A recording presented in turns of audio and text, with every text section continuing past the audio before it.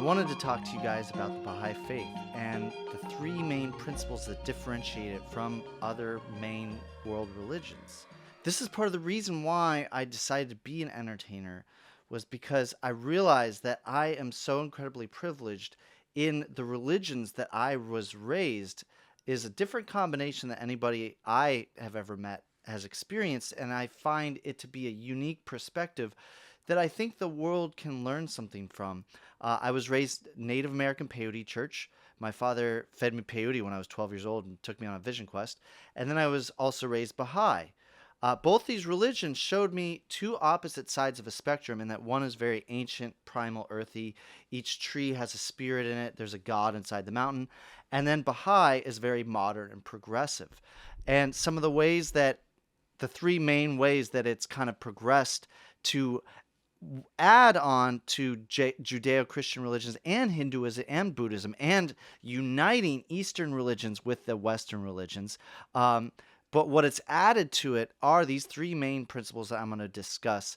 And it's going to get pretty heady here because Baha'i almost points to the fact that none of this really matters, that this is almost like a simulation. I mean, this is very real, but this is like a simulation. This is like a school that we are in to learn and to grow our souls. Like through this simulation, we incubate and grow this soul that gets reborn into the afterlife. That this lifetime is like the baby in the womb. Baby is growing fingers, eyes, nose, mouth, all these things that it doesn't need in the womb world. But when it's born, it becomes fully evident that it needed to grow those things. If anything, it got in the way. The fingers and hands got in the way when it was in the womb world. Same is true for our spiritual qualities like love and kindness can be taken advantage of in this world. But when we are reborn into the afterlife, it becomes fully evident why we grew these principles, these virtues and things, and why we tried to shed ourselves of the vices, because the vices hold us back. So the three main principles I'm going to be discussing is complete equality between men and women, and an investigation of the truth. That science and evolution should agree with religion, in fact. The only reason why it didn't was because God has this promise, to educate us, to send new messengers down. It's a covenant between mankind and God. But part of that covenant is that God won't reveal more to us than we can handle for that time. That each of these prophets, these teachers, are like they're like a teacher prescribing a specific curriculum for students. They gauge the level that these students are at. So all these different religions, Zoroastrianism, Judaism, Buddhism, Hinduism, Christianity, Islam, these major world religions, they are all from the same God. This is the other Baha'i principle I'm going to be discussing, which is the oneness of God, the oneness of religion. That all of these religions are one. It's the same message being spoken to different time periods, to different people in different time periods. So while I'm doing this explanation, keep in mind that yes, while I am teaching the Baha'i faith, Baha'is don't believe in proselytizing. And this is touching on the independent investigation of the truth. That the essence, the motivation for me to be teaching the Baha'i faith to other people should be to try to help other people develop a firmer understanding, a deeper understanding of their own beliefs, of their own faith. So, it's an interesting concept. In Baha'i, being that it's modernized these older teachings, and it's put these other religions into context for me. It's helped me understand these other religions better. Like, for example, understanding this concept of the Holy Trinity, the Father, Son, and the Holy Spirit that's in Christianity. Through reading the Baha'i writings, I finally understood that the Father is God, obviously. The Holy Spirit is all of us, all of these little souls that are trying to get closer to God, to seeking God, to try to know oneself is to know God. So we're really trying to know ourselves. That's why when people say, oh, just be yourself, I'm like, that's kind of a BS statement. Be yourself. We don't even know who we are fully. And who we are is really kind of who we want to become, because you can become whoever you want to be. Um, you know, you can be something different if you want. Um, and so, but the Holy Trinity, there's the Son, which is the prophet. And the prophet is the same entity through all religions. This is why Jesus, he says, I will return again. Moses said, I will return again. Because it's literally that same entity is coming back, that same avatar. God created his Son to be like a mirror that can reflect the light of God, because the light of God is so bright it will blind us. We are so small and infinitesimal and weak that to see that, to be in the presence of God, would destroy us. It's that powerful. So the prophets are like the moon reflecting the light of the sun so that we can see it just a little bit. The point is to try to attain the presence of God. And the purpose of the teachers, the manifestations, the prophets, is to help guide us. And the religions that are founded based off of what these prophets said are basically like tools in a toolbox to help us attain spirituality. And it's also the tool of community, of like-minded people coming together and creating unity and synergy with a group of people. Diverse people is even better. The Baha'i faith also preaches unity through diversity is the key. That's a Bahai principle in the Bahai writings. So in teaching this to you guys, I'm not trying to convince you to be Bahai. I'm trying to help you understand a deeper understanding of your own spiritual beliefs. This is independent investigation of the truth, that because we are educated and literate in today's age, it's your duty to read sacred texts for yourself and determine what you believe in your heart of hearts, because your personal connection to the higher power is internal. It's inside of you. Nobody can force it down your throat. Nobody can tell you what to believe in. So Baha'is believe the only thing that's wrong is to tell other people that they are wrong for what they believe in. I see a lot of my friends, and this is part of the reason why I try to do spiritual performances, is because I want to foster, inspire religious tolerance of all religions. I see a lot of people that they want to be spiritual, but they were raised these older religions that left a bad taste in their mouth because they saw corruption within the churches. An aspect of corruption is to say, all other churches are wrong and you're going to hell if you don't follow our church. To me, that seems like a fear tactic to hold on to the parishioners, right? To hold on to the flock, of the church, to make them afraid to leave the church, and then to tell other people you're heathens if you don't belong to our church. It's just really a factor that, and this is part of another reason why God periodically sends new manifestations, new prophets to renew the old word, is that one, mankind advances beyond what these older religions can handle, and two, mankind corrupts the older religions because power corrupts.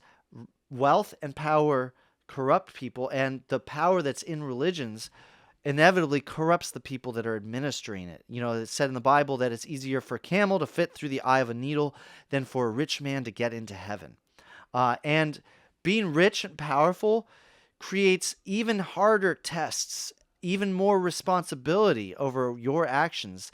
It's even harder for those individuals, I think, to pursue spirituality, because when everything is easy and is handed to you, that will corrupt somebody. The power corrupts, and the trials and tribulations that we have, the mistakes that we made, these things are what help to grow our souls, overcoming the adversity, overcoming a test, a trial, tribulation in a positive way, and learning that that's a good way to, overcome this, and to not give in to vices and idle pleasures.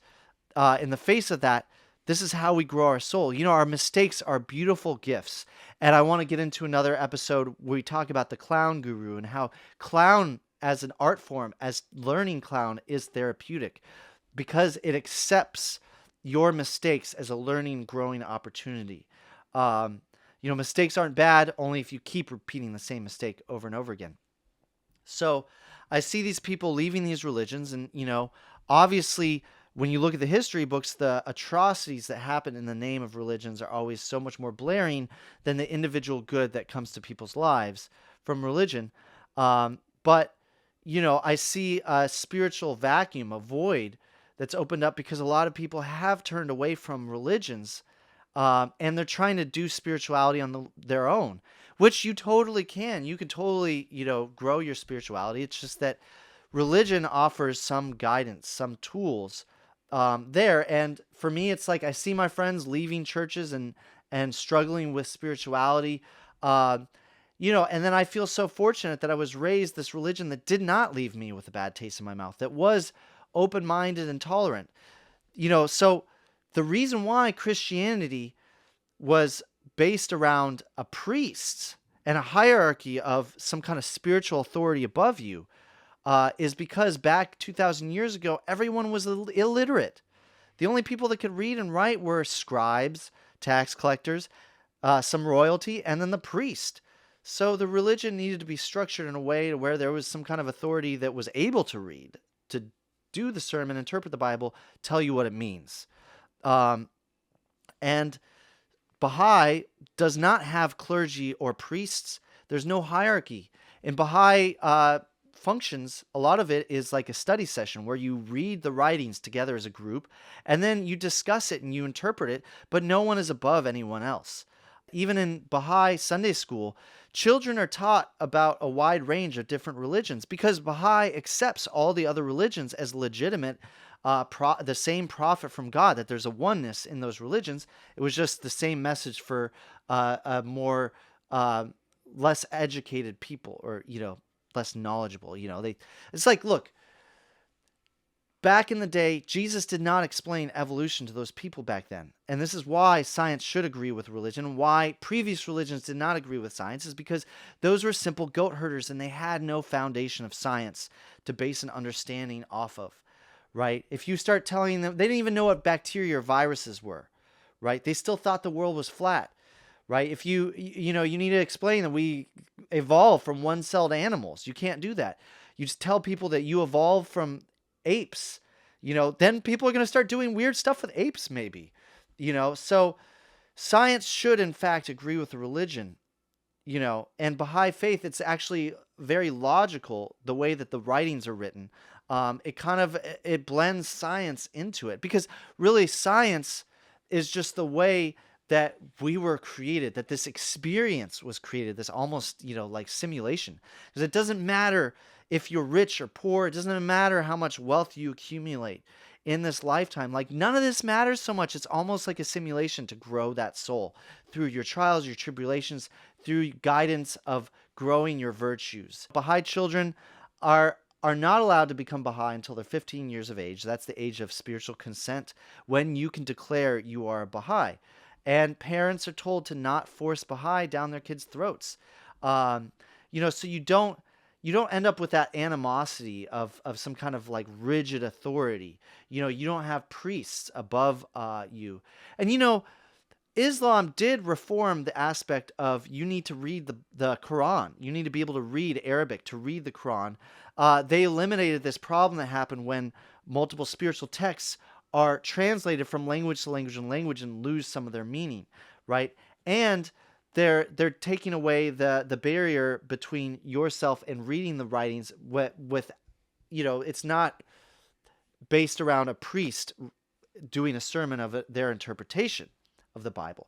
It's interesting. One of the first major splintering and fracturings of Christianity was when the printing press was invented, and they started printing Bibles, and everyone could afford books and could afford to own their own Bible. So literacy rates started to explode, and everyone started to want to read the Bible for themselves. And the Catholic Church felt like they were losing some of their power. They tried to hold on to that power, and so they outlawed reading of the Bible.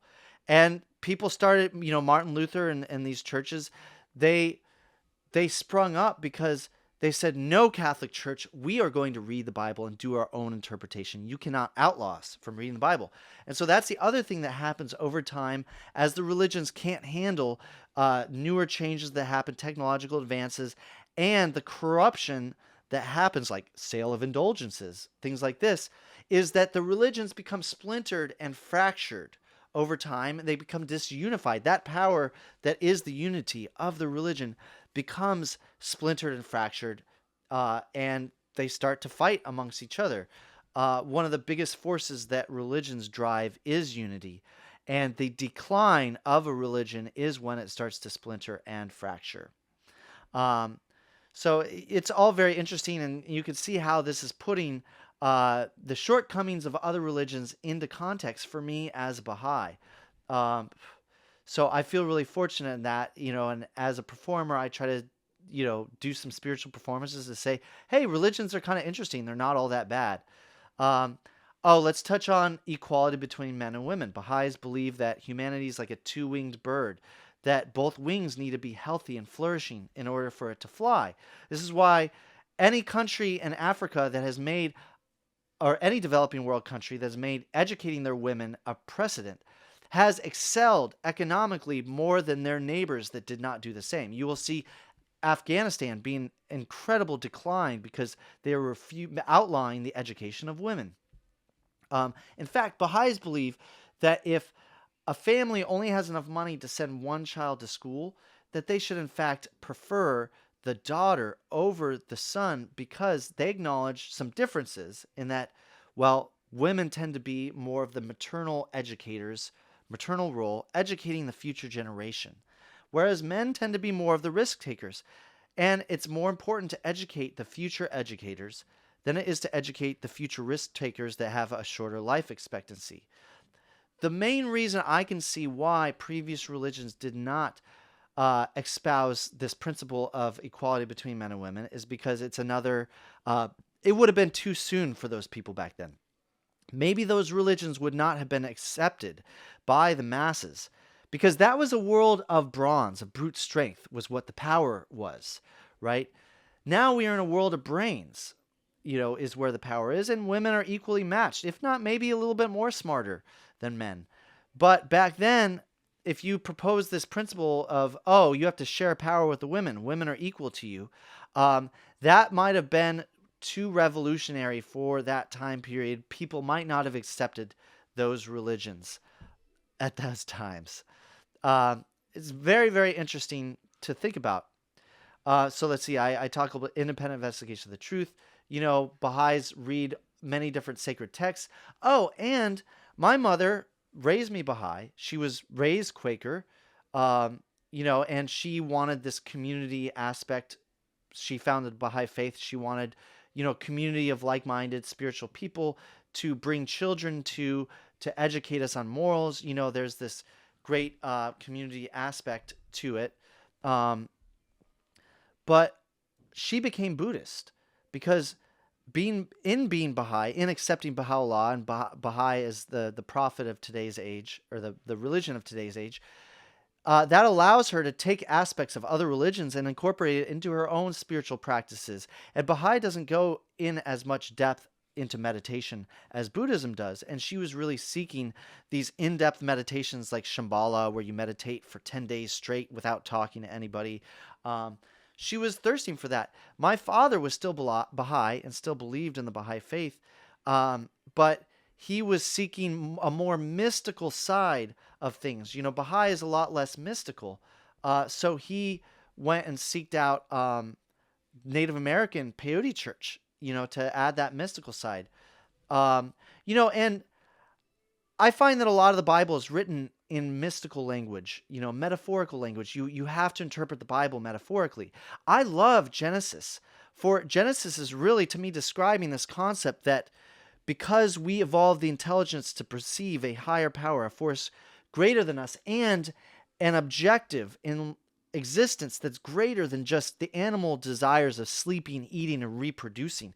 Because we can see that greater purpose, this gives us the ability to have free choice. I mean, the same abstract thought that allows us to perceive a higher power gives us the ability to have free will and free choice. And this is what grants us the ability to have a soul, to be incubated, to grow these spiritual qualities. And so Genesis, we'll get to Revelation in a second.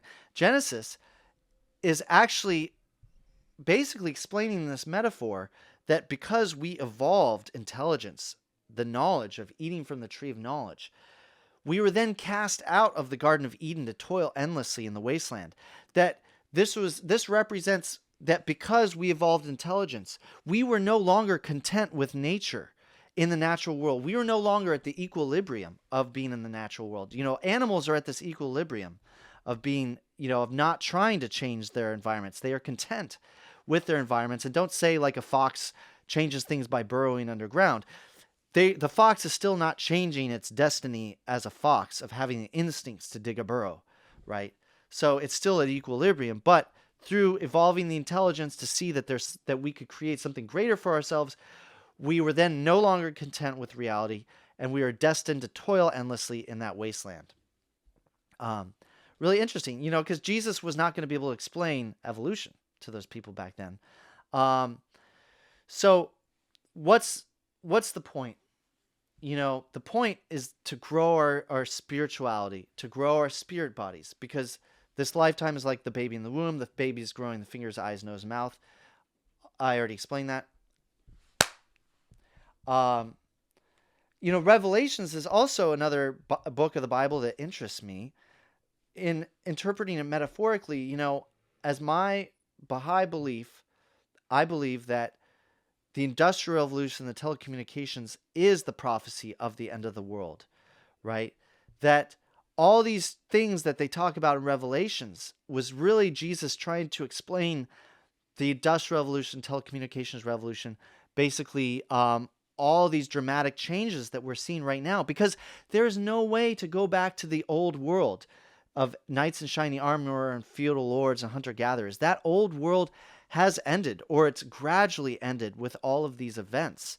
But there was no way for Jesus to explain the internet to those simple goat herders back then. I mean, imagine him trying to explain the internet. First, he'd have to explain electricity, and then he'd have to explain electricity going through circuit boards, and then what a computer is, and then explain that the world is no longer flat, it's actually a sphere to people that believe the world is flat.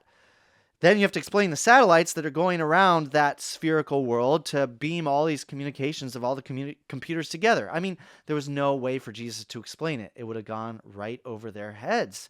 But Jesus did prophesize the 4 horsemen coming down from the sky. And jet fighter pilots also fly in formation of 4s. Usually, if you notice, they're usually in a formation of 4. And they're kind of like horsemen. So there's a lot of things in Revelations that you're like, this could have been describing the Industrial Revolution, telecommunications revolution. And all of this was prophesized. They pinpointed that it was going to happen sometime in the 1800s. Actually, the Millerites pinpointed it to 1844. This is a cult that was formed. They went to the mountains of Pennsylvania, and this guy Miller was leading people. He was saying that the Messiah was going to come to that mountaintop. Of course, it never did. The Messiah actually came to Mount Carmel in Israel, because all of these prophets, these major prophets, end up going to the Middle East, because it's the point in the world where all the land masses, the center of all the major land masses, it's the closest you could get to being in the center. So Baha'u'llah was there at Mount Carmel, and it's interesting, the Jews believe that once the Messiah returns, that then they will return to Israel, and it will become it will be given to them as their nation state, right? The Hasidic Jews in the neighborhood nearby where I live, in Williamsburg, believe that Jews are not supposed to be there, that they're ruining the prophecy, that they're breaking the prophecy with God by existing there, because they believe that the Messiah did not return. Well, at the same time, Baha'u'llah was first walking around in Haifa, Israel, was the same time in the 1890s. 1880s, 1890s was the same time period that the modern Zionist movement started. So somehow in Israel, the Jews, there was this fervor of, hey, we got to get back to Israel. We should get back to Israel, right? And Jews did start to move back to Israel, to migrate, gradually at first. Um, so it's very interesting that as a Baha'i, I believe that yes, the Jews were destined to return to Israel, and yes, the prophecy has been fulfilled because the Messiah, the promised one of all ages, the first prophet of the new world, has come. I say that the first prophet of the new world because Muslims have a hard time accepting the Baha'i faith because they believe that Muhammad was the return of Christ and then the world will end, right? And that makes Muhammad the seal of the prophet. So they're still waiting for the world to end. Christians are still waiting for Christ to return and then the world will end. But Baha'is believe that the world has already ended and that Baha'u'llah has returned as the first prophet of the new world. So Jews, the prophecy is correct, and I believe that was in order, the Jews returning to the Holy Land, because the Jewish people are actually a lot more tolerant of a lot of other peoples, of LGBT and of the Baha'is, whereas Muslims hate the Baha'is. They consider Baha'is heretics, and in all the other countries where Baha'u'llah was exiled to, and there's holy sites in Persia, Iraq, and Constantinople, or Istanbul, all those other places, the Muslims destroyed all of the Baha'i holy sites. They would not allow them to exist. However, the Jews in Israel allow Baha'is to have their administrative order, their holy sites in Haifa, Israel, along the Baha'i gardens in Mount Carmel. So it's really interesting to take these older books and interpret them metaphorically and really find the meat and the meaning behind them. Oh, so I was mentioning, all the religious fervor, and I mentioned Miller in 1844. That was the same year that the predecessor of the Baha'i faith, basically the akin to John the Baptist, the gate named the Bab, was announcing that the prophet is coming. The prophet is coming, everyone. But he didn't announce it. On the very same day that the first transcontinental communication was sent in America, the first telegraph was sent, this prophet was declaring in Persia, but not jumping on a soapbox and shouting it out. He had somebody knock on his door and say, "You are the one I've been seeking. You are the promised one. You fulfill all of these requirements. Are you him?" And he said, "Yes, I am him. And there will be 18 more people come and find me independently of you," including one woman, which was very crazy at the time. Women could not leave their houses unaccompanied by men in Muslim Iran in the 1800s. So she found the prophet by writing letters to him. But, it's just very interesting that all those things come together. And I don't know. I want to discuss more about the afterlife and these things.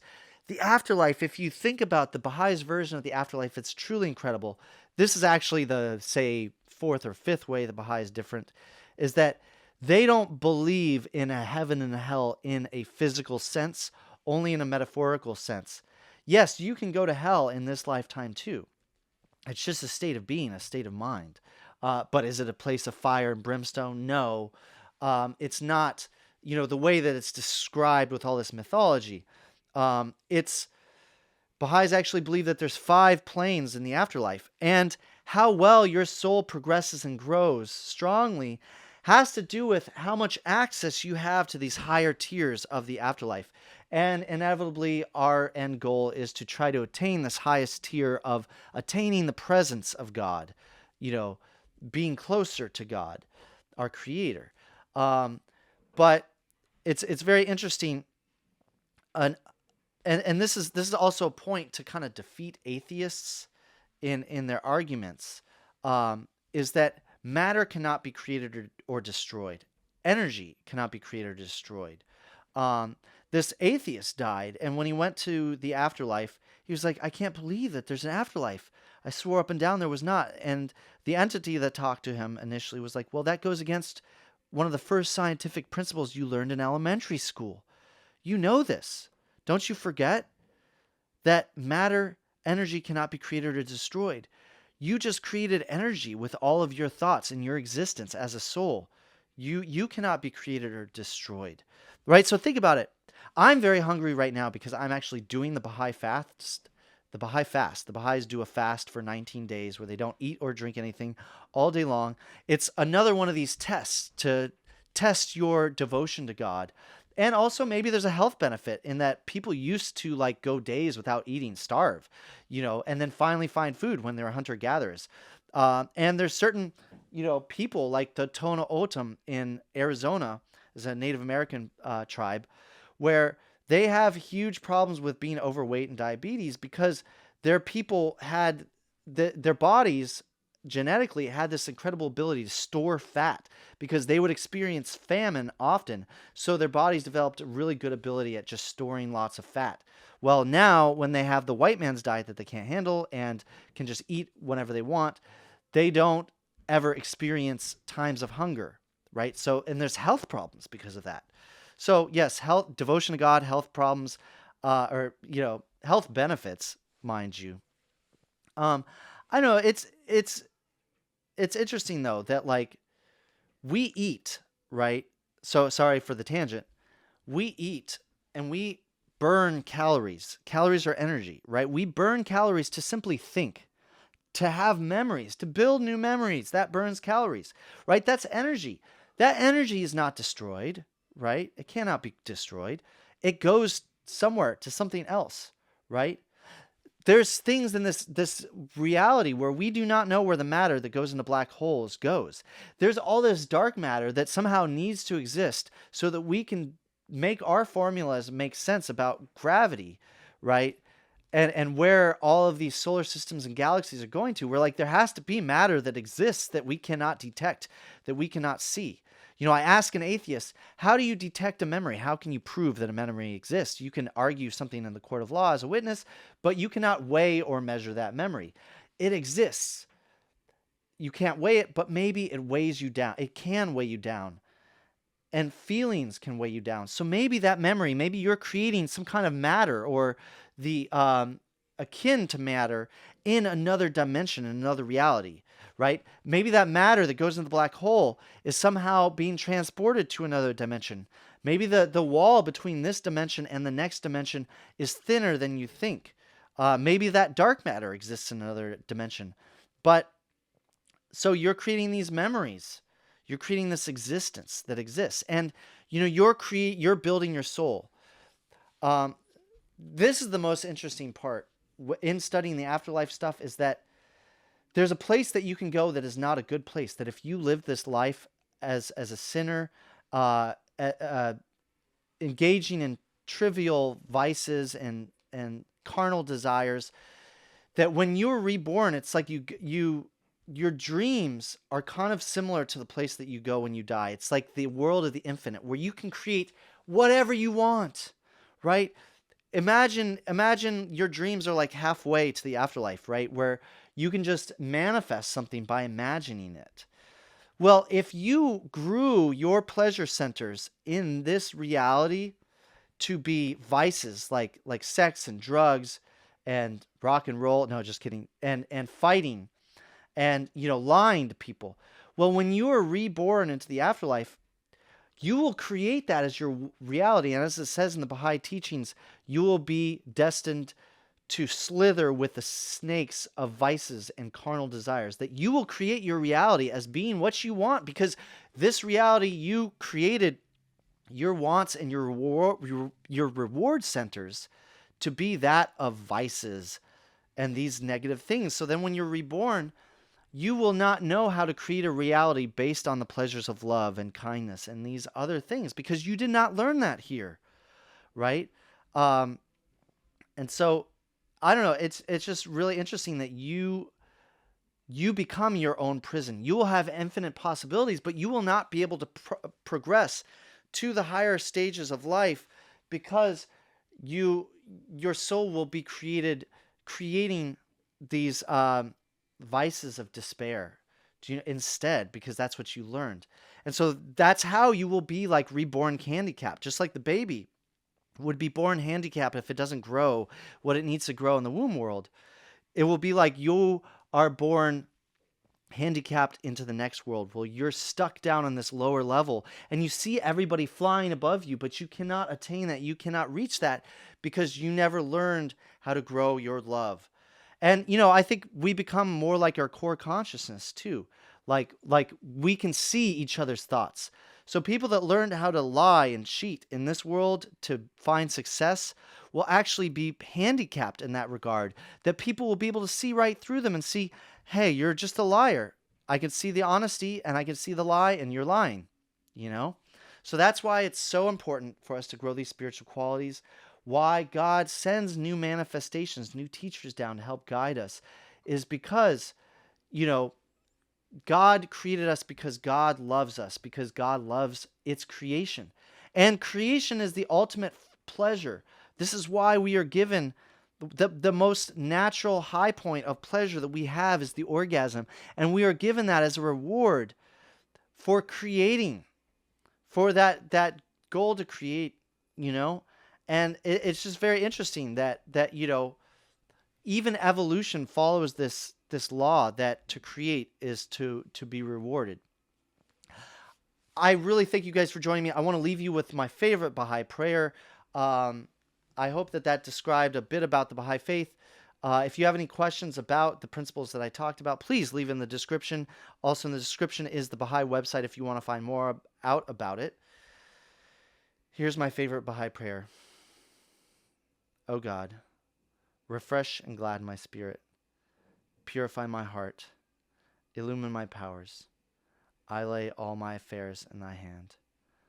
O God, thou art my guide and my refuge. I will no longer be sorrowful and grieved. I will be a happy and joyful being. O God, I will no longer be full of anxiety, nor will I let trouble harass me. I will no longer dwell